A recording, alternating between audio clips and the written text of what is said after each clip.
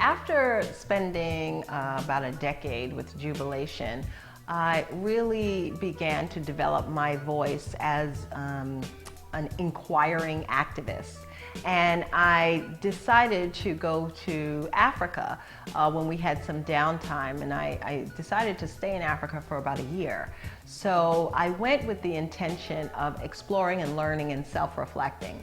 And I decided to land in Kenya. And in Kenya, when I got there, I realized that my voice as someone who wanted to help transform community and engage and bring together community members and family members and people was really starting to grow.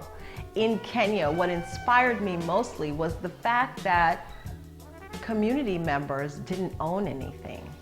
And I understand that was a part of the whole process that Africa went through with the slave trade and colonization, but it still impacted me in a way where today we were still dealing with that, and I later in years was able to really reflect and see that that's what also shaped who I was going to become. Whether I was in the bush in Africa or the country or the city in Nairobi, no Africans owned anything in those years.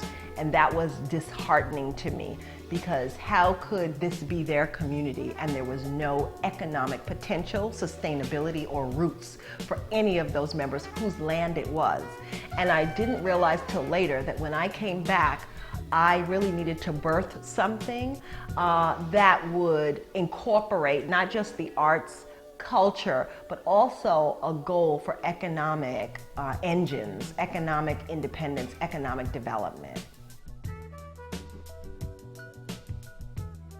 So when I returned, I said to myself I was either going to go into politics to change some legislation so that folks could own in their communities, or I was going to open an organization that incorporated all of those components. And I decided to stay true to my essence as an artist and open an organization, and that became Ifetayo. And it was really important for me to name the organization something that I wanted community members to embrace, which was love for themselves.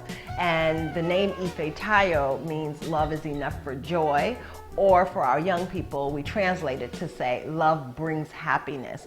And we wanted folks to know that with the love of self, love of your history, of who you are today, who you were yesterday, who you're going to become tomorrow, of your family, whether you love it or not, your community, just whether you like it or not, loving it would really lead to a sense of joy and happiness.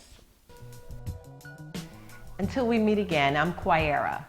And remember, as the West African Ashanti proverb so proudly states, you must act as if it is impossible to fail.